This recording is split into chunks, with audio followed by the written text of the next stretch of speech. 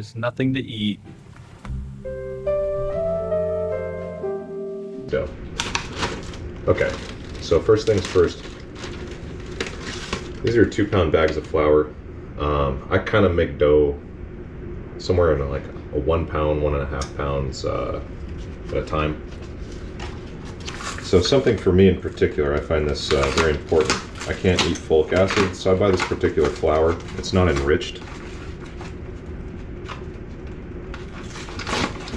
And if you're into flavors, you'll happen to notice it's bread that doesn't taste like Flintstone vitamins. Alright, so here's my 10-pound sack of flour. We have a giant mixing bowl full of about 1.5 pounds of dry flour. You can measure it if you want. That's not the point of my show. Alright, next ingredient. Here's your measuring tool. Take your palm. And it probably is about that much salt. This is about half a day's supply of salt. 1 teaspoon. I bet that's still not salty enough, by the way. Alright, so got our salt, dry flour. So honestly, active dry yeast, it's my favorite. It's seems to be the most consistent to use. Now, this is about a teaspoon of yeast to that 1.5 pounds of flour.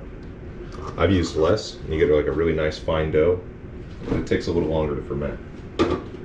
But the more flavor you want, the faster you want it to ferment, put more yeast. Alright, so we got that kind of incubating in the dry flour.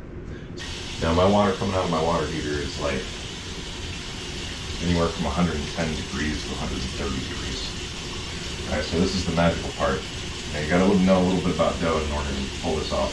Got dry dough, got my water running. I'm just gonna keep adding hot water to this flour, yeast, salt mixture until you get something that's a little shaggy, a little tacky. It's still not quite there. You want to make sure not to over mix it while it's dry. You'll just make life really hard for yourself. It'll get kind of chunky. So this looks like it's starting to get to that really awesome texture. I just need a little more water, and that should be it. Okay. So what you can see here is that it's like mud. Now as I continue to pull this through, the water is going to hydrate that dry dough, and it's actually going to start to pull those gluten chains out too as it hydrates. It's really important with the hot water. We got that hot water in there. Too, when I stir it, it kind of binds up on itself. You go quickly, it almost turns into one mass that kind of sticks to itself. We're kind of in the perfect zone there. So now what sucks is, even though we're making something from nothing, the whole part about making something from nothing is that usually that takes quite a bit of effort or quite a bit of time. So if that's not something you're interested in, then well, it sucks for you. This dough is a little too loose, but that's okay. That's easier to fix than too dry. This is actually the perfect time to fix this too. So now what I like to do is I like to make pizza with this stuff. Now I've used straight bread flour before, and I find this 12.7% gluten content is pretty extreme, especially when my whole point is to ferment this bread for 24 hours. Now remember what I said about time. Now the best point that this dough has is about after 24 hours. So we have hot water to activate the yeast, and we're gonna dry it out just a little bit more with some bread flour. And, don't go too fast, don't go overkill with the dry flour. It doesn't take very much.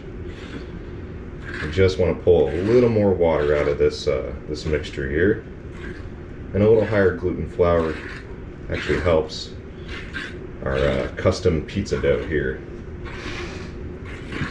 Okay, now you can see immediately it starts to bind up a little better.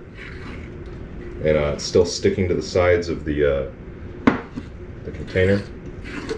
So this is perfect right here. Now if you can feel that, it's like body temperature. Perfect. All right, so now I've got my makeshift handy dandy dough scraper, something from nothing. And this is the very important step here. We've got our dough pretty much well saturated with the water that we're using.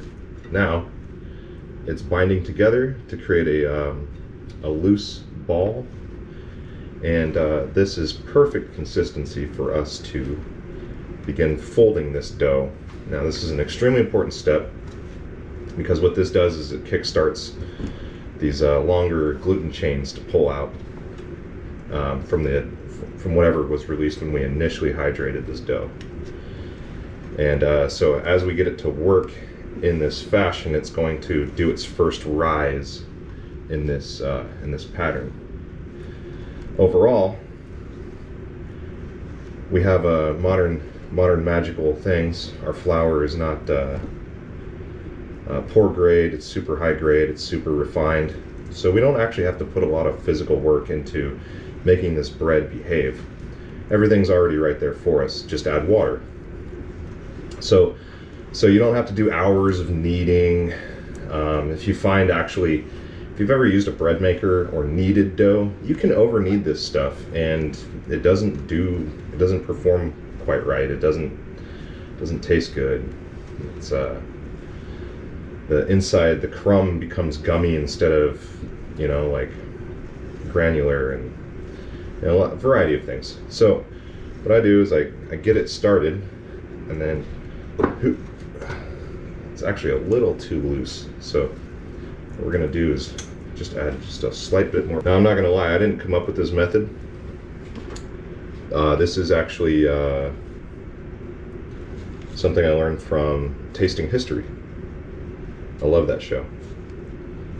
I think his name is Max. I could be wrong. This is looking wonderful. You don't want any dry patches. Those will become weird crust, weird spots. This is why I said you don't want to work the dough into a dry state. You actually want to work back from wet back to dry if you're gonna not measure anything and not know what your measurements are. Okay, now we're getting to a better consistency. As I'm pulling this dough out, you can see it's holding the shape better. It's sticking to one side of the bowl, but it's staying in a ball form. All right, now it's time for the moment of truth with our pizza dough. All right, so here's the pizza dough we created. It's nice and risen. Now you'll see this after about 3 hours. And after 3 hours, this deserves the first punch. That's what we... chains. So, what I'm doing here is I got my silicone spatula, very handy. I have it wet, keeps the dough from sticking to the spatula. And I actually learned this from Tasting History, by the way. That you just leave this nice, moist, wet dough that you made in a bowl, and you just fold it. Now, to combat those sticky glutens, you gotta work quickly. You gotta work intentionally. So, what I'm doing is I'm rolling this into a long shape here, and then folding it over. There we go. So now we have this like gluten chain orientation where it's all folded together in a bunch of strands, and I folded that over itself. So now I'm going to do the same thing this way. And you can already see this dough is holding its shape. Folding this dough nicely into its workable structure. It's nice and cold, nice and refrigerated. And you'll see, as you work these folds into your dough ball, it becomes nice. All right, so we have a pretty good ball. You can see the surface strands starting to tear apart under their own pressure. So now you got to get some wet hands.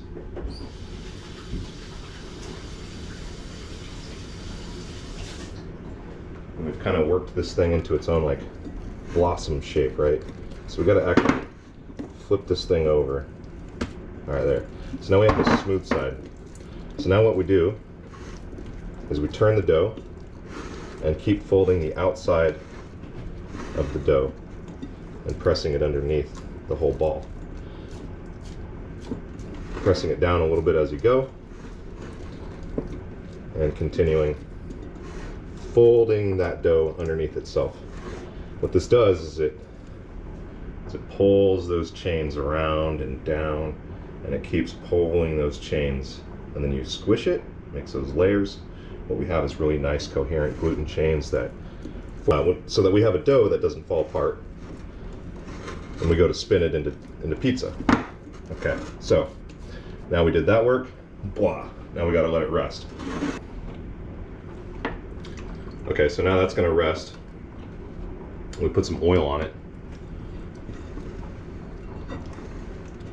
This helps the surface not crust and turn into a hard, gross mess. Work that oil underneath and around the seams. And we're actually gonna put this back in the fridge so that it has time to let those gluten chains adhere to them. Okay, so here's the next step. We have our pizza dough resting in the fridge and waiting for those gluten chains to become nice and well formed in that structure that we presented to it. So here's my, my pro tip for how to get pizza not to stick to foil. A semolina flour. It's a nice hard flour. Toasts up nicely, has a good flavor. It's the same thing they put in pasta. Just gonna sprinkle that down on your damp foil sheet there. And we're gonna grab our dough here. Should be nice. You can see the starch in the. Now what I do here is take my nice clean hands, take my dough here. I want some of that oil with it.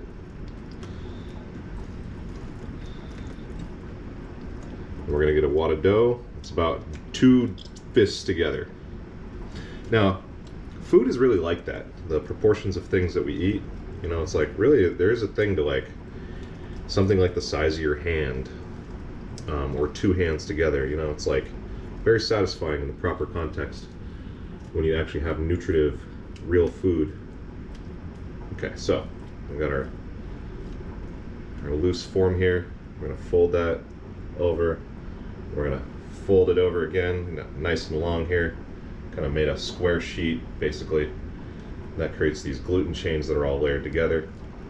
You're gonna press those gluten chain sheets together, and you're gonna continue to rotate this ball around until what you have is those sheets stretched over each other in layers. So, because what that's going to do is those are like spokes on a wheel when we go to spin this dough out. Okay. Pinch the end down, make sure it's nice and closed, nice and packed. There we go. There we go. All right. So now into our flour dredge. We have our dough and our flour dredge here. Got all of our layers kind of compact together all nicely. A nice, nice big 2-pound ball of wet dough here. So what we're gonna do, make sure those edges are nicely adhered. Helps to pinch and twist that together. Okay. So we're gonna get our hands nice and powdered. Dough nice and powdered here, and we're just gonna drive this thing out. Just gonna make sure to keep the try to keep the circular shape as well as possible. This dough is not as even as I want it to be, but that's okay. We're the shapers here. All right, so you got the back of the knuckles. You can gently roll and stretch, roll and stretch, roll and stretch. So what I'm doing there to make that motion is I've rested the dough on my hands, and I'm rolling, stretching. So I'm moving the dough, stretching a little bit of outer crust there. And then my hands are nice and powdered so the dough doesn't stick. If you need to, re-dredge it. This one edge is just kind of being a pain. So I'm going to iron it out. I'm going to drive it out here like the steering wheel. It just keeps producing the same wrinkle over and over. So I think I'm going to have to overcome that some other way. But roll and stretch, roll and stretch, roll and stretch, roll and stretch. And what you end up with is a nicely spun dough. So since we're not corporate, we're not in a hurry, you don't gotta toss this thing in the air. What do you don't gotta work that fast. So, and you can set this thing down. It'll kind of adhere to the surface of your grit there. And that's gonna help you stretch this out a little more. Again, we're not, what's the hurry? We're not trying to make this pizza in like 5 minutes flat. We're gonna take our time and make this pizza lovely. Okay, so this is starting to look like the size and shape that I want. Even though I got a couple of thin spots that I don't really want there. So I can kind of iron this back to the center. Look at that, look how forgivable this stuff is. Because I'm like, I need more over here. So I'm gonna stretch that from back here. See, what I'm showing you is not only a lack of technique, like, hey, I didn't grow up learning how to spin pizza, but look at the effect you can still get. And you get this bubbly crust. It's nice. Okay, so we're gonna do salt that. What we have here is the olive oil. We're gonna make a drizzle around here. Oops, that's too much. Oh, well, throw it away. It's done. Can't use it. No. All right. Nice oil around the surface. This is actually, this part, if you really take advantage of this part, you can really massage that crust out even further.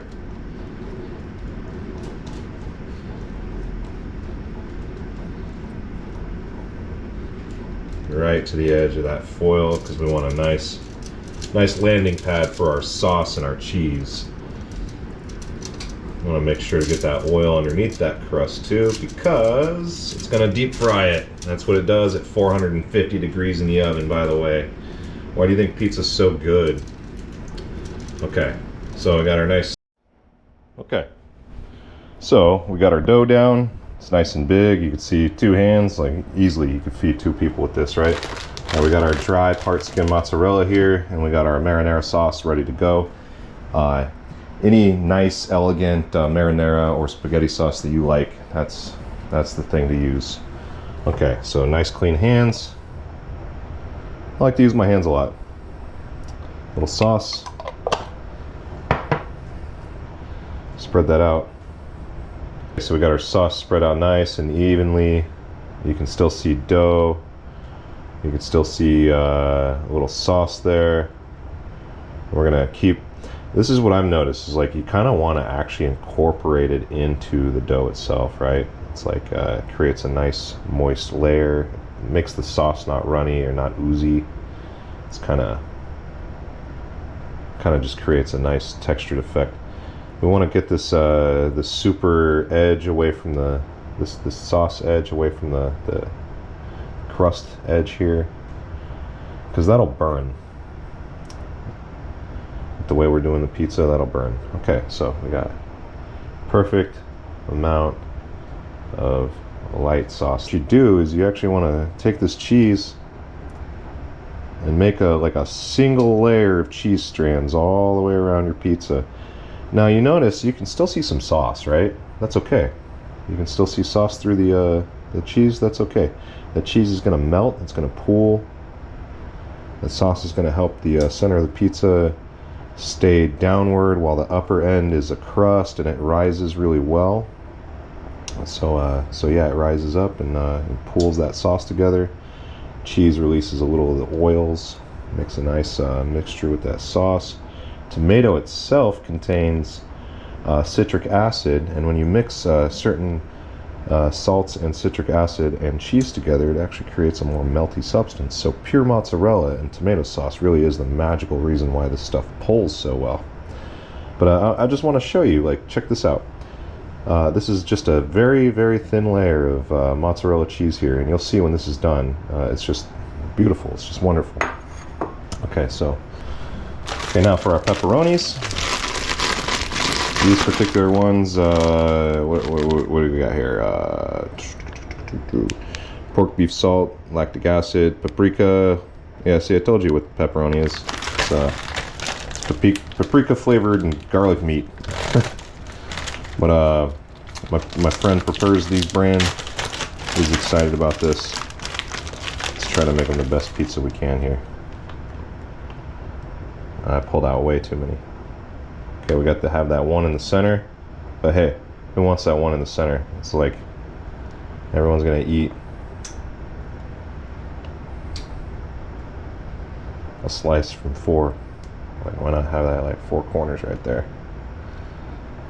And then from there, you got your pizzas and pepperonis going all the way back. But that's okay too. Alright, so add as much pepperoni as you want. This I've seen is particularly for this kind of item here.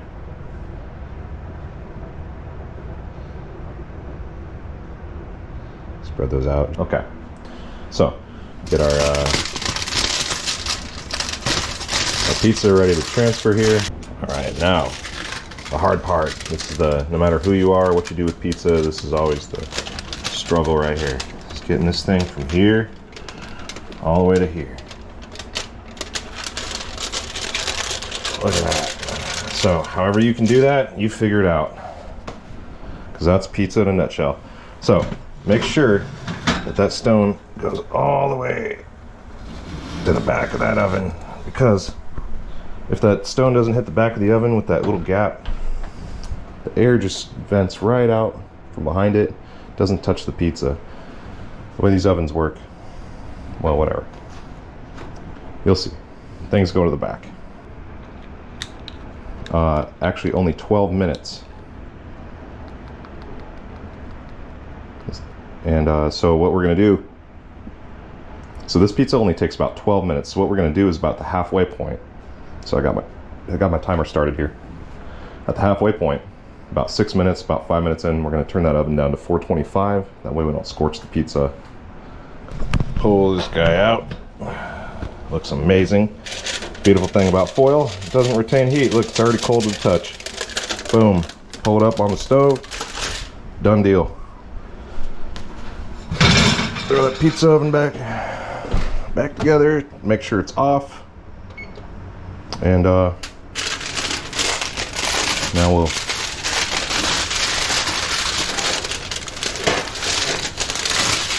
take our pizza flour part. This part should be super easy, and transfer that guy to a rack.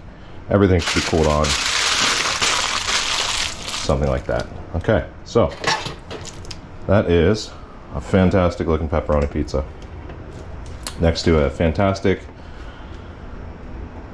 blanco cebolla.